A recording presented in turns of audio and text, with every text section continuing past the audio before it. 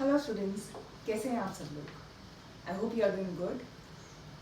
On your demand, I am here again and today I will be discussing with you the NCERT questions and answers of chapter 2 which is acid base and salt. Alright, कुछ बच्चों ने मुझे ऐसा लिखा है कि आपको इन question के आंसर्स में कुछ दिक्कत आ रही है. So let me explain all these question and answers to you so that you can answer it effectively. Alright, so we'll start with the first question which is in your NCERT, that is a solution turns red litmus blue, the pH is likely to be. अब जब मैं question answer discuss करूंगी आप लोगों के साथ तो basic जो कंसेप्ट्स इन्वॉल्व होंगे I will discuss those concepts with you so that आपकी वो वाले कंसेप्ट्स की रिवीजन हो जाए. यहाँ है कि एक solution it turns red litmus blue. तो आपने पढ़ा होगा कि दो चीजें होती हैं, एक एसिड और एक base. Acid is a substance which turns blue litmus red. तो जो एसिड होता है वो क्या करता है, asset turns blue litmus red. तो अगर आपको ये बोला गया है कि रेड टू ब्लू है, इसका मतलब ये कंफर्म है कि ये क्या है, this is base, because why it is turning the litmus red to blue. अब ये बेस है तो इसकी pH should be more than 7. आपने पढ़ा है कि आपके पास एक पीएच स्केल होता है, this is 0, this is 7, this is 14. इस स्केल को हम बोलते हैं पीएच स्केल, राइट. तो जो 0 से 7 के बीच में होते हैं दे आर एसिड्स. 7 जो होता है दिस इज न्यूट्रल and 7 से 14 is what, this is a base. तो आपने ये बताया था कि जो आंसर है वो बेस होना चाहिए. तो बेस का जो pH है वो कहाँ से कहाँ लाई करता है, फ्रॉम 7 to 14. अब आप देखिए आपके ऑप्शन में कहाँ है 7 to 14. तो 7 to 14 के बीच में एक ही pH है which is 10. तो इसका आंसर आएगा 10. Is it okay? ये क्लियर है आप सब लोगों को? So this is about first question. Let's move to the second question. A solution reacts with crushed egg. Crushed egg का मतलब है egg shells, है ना. तो क्रश्ड एग का मतलब कि जो एगशेल होगा उसमें क्या है, उसमें CaCO3 होता है, calcium carbonate. You must know this. To release gas which turns lime water milky. अब अगर कोई गैस लाइम वाटर को मिल्की बना रही है तो ये कंफर्म है कि वो जो गैस है वो कौन है, दैट इज कार्बन डाइऑक्साइड. तो इस तरह यहाँ जो गैस रिलीज हुई है वो कौन सी गैस रिलीज हुई है, कार्बन डाइऑक्साइड. तो आपको ये बताना है कि सॉल्यूशन कंटेन्स, मतलब आपको ये बताना है, ये फर्स्ट का आंसर था, ये सेकेंड का आंसर है, कि जो सॉल्यूशन है उस वो किसका सॉल्यूशन होगा. तो देखो इसमें एक सिंपल सी चीज है कि CaCO3 जो है वो तो है ही है ना. अब CaCO3 ऐसा किसके साथ रिएक्ट करेगा कि तुम्हारे पास CO2 रिलीज हो. तो आपने पढ़ा है ये इस चैप्टर में कि यहाँ जो रिएक्शन होना चाहिए वो किससे होना चाहिए, HCl से. HCl से रिएक्शन होगा तो ही मेरे पास CO2 गैस रिलीज होगी. क्यों, जब HCl से रिएक्शन होगा तो मेरे पास क्या बनेगा, CaCl2 plus carbon dioxide plus water. तो देखो हो गई ना CO2 रिलीज. इसका मतलब जो सॉल्यूशन है वो किसका होना चाहिए, डाइल्यूट HCl का. अब अगर मैं इसको बैलेंस करना चाहूँ तो ऐसे बैलेंस हो जाएगा. Is it okay? तो इसका मतलब इस केस में सिर्फ और सिर्फ एक डाइल्यूट HCl ऐसा सॉल्यूशन है जिससे रिएक्शन के बाद आपके पास कौन सी गैस रिलीज होगी, CO2. इसके सिवा कहीं भी और जो है वो CO2 रिलीज नहीं होगी. यहाँ तक क्लियर है बच्चों? I hope this is clear to you all. Now let's move to the third question. अब जब तक मैं इसको रब कर रही हूँ आप थर्ड क्वेश्चन पढ़िए अपनी एनसीईआरटी से.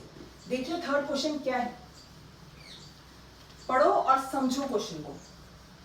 तो क्वेश्चन है,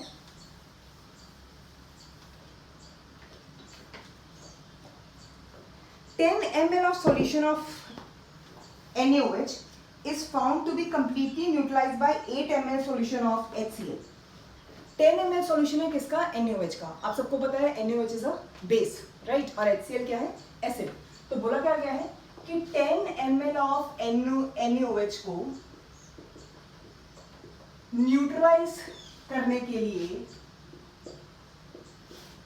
कितना HCl चाहिए, 8 ml ऑफ HCl सॉल्यूशन चाहिए. नेक्स्ट है, if we take 20 ml of same solution of NaOH तो कितना HCl चाहिए होगा. Now this is quite obvious. आप लोग मैथ्स पढ़ते हैं तो वहाँ पे आप यूनिटरी मेथड लगाते हैं ना. तो सेम कंसेप्ट यहाँ लगा दीजिए कि अगर 10 ml NaOH को न्यूट्रलाइज करने के लिए 8 ml HCl चाहिए तो अब आपको कितने ml पूछा है, 20 ml को अगर न्यूट्रलाइज करना है तो देखो कितना हो जाएगा, obviously 8/10 into 20, that is this will come out to be what, it will come out to be 16 ml of HCl. तो मेरा आंसर कितना आ जाएगा, 16 ml, which is option D. Is it okay? ठीक है. अब नेक्स्ट आइए क्वेश्चन नंबर 4 पे. Which of the following types of medicine is used in treating indigestion? कितनी बार ऐसा होता है कि जब आप बहुत कुछ ऐसा एसिडिक खा लेते हैं, राइट, तो उससे इंडाइजेशन हो जाता है. अब इंडाइजेशन क्यों हो जाता है? क्योंकि तुम्हारी स्टमक में HCl होता है ऑलरेडी, आप सबको पता है, जो डाइजेशन के लिए हेल्प करता है. जब आप बहुत ज़्यादा एसिडिक खा लेते हैं तो amount of acid in your body increases which causes indigestion. तो उसके लिए आप लोग क्या करते हैं, आप कोई ना कोई क्या यूज़ करते हैं, एंटासिड यूज़ करते हैं ना. कोई एंटासिड खा लेते हो, कोई जेरोसिल खा लेते हो, कोई डाइजिन खा लेते हो, होता ना ऐसे. So all these are what, these are antacids. So indigestion को रिमूव करने के लिए हम लोग क्या यूज़ करते हैं, वी यूज़ एंटासिड. तो देखिए ये कौन सा ऑप्शन है, this is option number C. Now look for question number 5. Write word equations and then balanced equations for the reaction which is taking place when. आपके पास कौन कौन सी चीज़ें हैं ये देखिए. अब आपको याद होगा जो आपने फर्स्ट चैप्टर पढ़ा था उसमें आपने इक्वेशंस को बैलेंस करना सीखा था और रिएक्शंस को लिखना सीखा था. आपको याद होगा कि आपने पढ़ा था कि दो चीज़ें होती हैं, एक रिएक्टेंट्स और एक products. The one on the left hand side they are called as reactants and the one on the right hand sides they are called as product. All right. तो सबसे पहला देखिए, dilute sulfuric acid react with zinc granules. Dilute sulfuric acid का मतलब, sulfuric acid का formula H2SO4. Dilute का मतलब वो किस फॉर्म में है, aqueous फॉर्म में. ठीक है. It reacts with zinc granules. तो आपको पता होना चाहिए कि जिंक का फॉर्मूला क्या होता है या जिंक का सिंबल क्या होता है.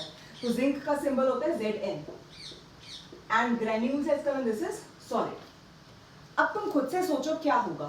देखो कुछ तो रिएक्शन होगा ही ना, तभी तो इन दोनों को ऐड करा गया है. तो रिएक्शन क्या होगा, सिंपल सा रिएक्शन है कि Zn जो है H2 को हटा के खुद आ जाएगा. तो प्रोडक्ट बताओ क्या बनेगा सब बच्चे, ZnSO4 प्लस H2. ये क्लियर है. तो प्रोडक्ट क्या बना, ZnSO4 और H2. तो यहाँ जो H2 है वो गैस होगी, ये तो पता है ना सब बच्चों को, राइट. तो यहाँ जो तुम्हारी H2 है वो क्या होगी, it will be a gas. और जो तुम्हारा ZnSO4 है क्योंकि वो सॉल्यूशन फॉर्म में है, so it will be considered as what form, it will be considered as aqueous. Aqueous का मतलब सॉल्यूशन की फॉर्म में. अब आप लोगों ने फर्स्ट चैप्टर में पढ़ा था, this is what kind of a reaction, जिसमें एक सब्सटेंस दूसरे को रिप्लेस कर दे या डिस्प्लेस कर दे. तो इस रिएक्शन को हम क्या बोलते हैं, this is displacement reaction. Exactly, ये कौन सा रिएक्शन होगा, डिस्प्लेसमेंट. तो फर्स्ट रिएक्शन क्लियर है सब बच्चों को. तो this will be H2SO4 will combine with zinc to form ZnSO4, इसको बोलते हैं जिंक सल्फेट प्लस H2. अब आप देखिए ये इक्वेशन बैलेंस है या नहीं है. This equation is balanced. कैसे, एक H2, एक sulphur, 4 oxygen, 1 zinc, 1 zinc. This is balanced in all the respects. अब सेकेंड पार्ट देखिए, dilute hydrochloric acid with magnesium ribbon. अब तक आप सब बच्चों के दिमाग में आ जाना चाहिए कि डाइल्यूट हाइड्रोक्लोरिक एसिड का मतलब कौन, फॉर्मूला आ जाना चाहिए कौन, HCl. एग्जैक्टली. सो डाइल्यूट का मतलब है, इसको किस फॉर्म में लिखेंगे हम, एक्वस. अब ये बोला गया है विद मैग्नीशियम रिबन. तो मैग्नीशियम का फॉर्मूला क्या होता है, Mg. अब तुम गेस कर सकते हो, सेम वही चीज है, this will be a displacement reaction. तो Mg किसको रिप्लेस कर देगा, हाइड्रोजन को. अब तुम सबको पता है कि जो क्लोरीन होता है उसका आयनिक फॉर्म क्लोराइड की फॉर्म में होता है, और जो Mg होता है मैग्नीशियम के ऊपर वैलेंसी कितनी होती है आयनिक फॉर्म में, +2. पढ़ा है ना आप लोगों ने 9th क्लास में. तो क्रिस क्रॉस मेथड से बोलो यहाँ पे क्या फॉर्मूला बनना चाहिए, MgCl2. क्या बनना चाहिए, MgCl2. तो this will B MgCl2 plus बचा क्या, H2. अब देखो एक मैग्नीशियम, कितने क्लोरीन है यहाँ पे, 2. कितने हाइड्रोजन है, 2. यहाँ पे कितने हैं, 1 and 1. तो इसको बैलेंस करने के लिए हम लोग क्या लगा देंगे, 2. तो ये इक्वेशन अब क्या हो जाएगी, this will be balanced. Alright. तो ये सॉलिड था, ये एक्वस और हाइड्रोजन है, तो obviously this will be in the form of a gas. यहाँ तक क्लियर है सब बच्चों को. अब सी पार्ट देखिए, dilute sulphuric acid reacts with aluminium powder. अब आई गिव यू 1 मिनट, आप सब बच्चे सल्फ्यूरिक एसिड खुद से लिखिए और एल्यूमिनियम जो है वो खुद से लिखिए. तो डाइल्यूट सल्फ्यूरिक एसिड का मतलब क्या है, डाइल्यूट सल्फ्यूरिक एसिड का मतलब H2SO4. ये किससे रिएक्ट कर रहा है, एल्यूमिनियम से. एल्यूमिनियम का सिंबल क्या होता है, A. ठीक है. This will give you what, फिर से वही सेम स्टोरी है कि क्योंकि this will be a kind of a displacement reaction, तो क्या होगा, अगर ये डिस्प्लेसमेंट डायरेक्शन है तो यहाँ पे एल्यूमिनियम जो है वो हाइड्रोजन को रिप्लेस कर देगा, ठीक है। अब आपको याद होगा, आपने पढ़ा है क्लास 9th में कि एल्यूमिनियम पे कौन सा चार्ज होता है आयनिक फॉर्म में, आयन की फॉर्म में, केटायन की फॉर्म में, दिस इज Al+3, है ना। और सल्फेट आयन क्या होता है SO4 2 नेगेटिव। आपको ये सब वैलेंसीज याद होनी चाहिए, अगर नहीं याद तो उठाइए अपनी 9th क्लास की टेक्स्ट बुक और उसमें लर्न करिए, तभी आप ये इक्वेशन सॉल्व कर सकते हैं। ऑलराइट, तो अब मुझे बताइए क्रिस क्रॉस मेथड से ये यहाँ और ये यहाँ, तो क्या बनेगा Al2SO4 थ्राइस। ये सब बच्चे समझ सकते हैं ना। तो बोलो यहाँ पे फॉर्मूला लगाने के बाद जो प्रोडक्ट बना वो बना Al2SO4 थ्राइस प्लस साथ में क्या निकलेगा H2।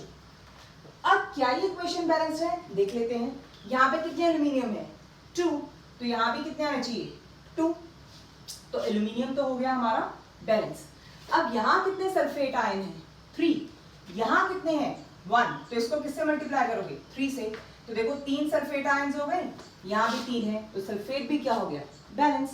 अब हाइड्रोजन को देखते हैं, यहाँ कितने हाइड्रोजन हो गए 6 टोटल, यहाँ कितने हैं 2, तो आप इसको किससे मल्टीप्लाई कर देंगे 3 से, तो this will be balance now, ठीक है।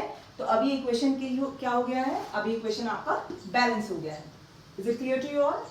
अब लास्ट इक्वेशन देखिए, dilute hydrochloric acid react with iron fillings. Now I give you 1 minute. अब सब बच्चे बताइए इसका जो इक्वेशन है वो क्या बनेगा।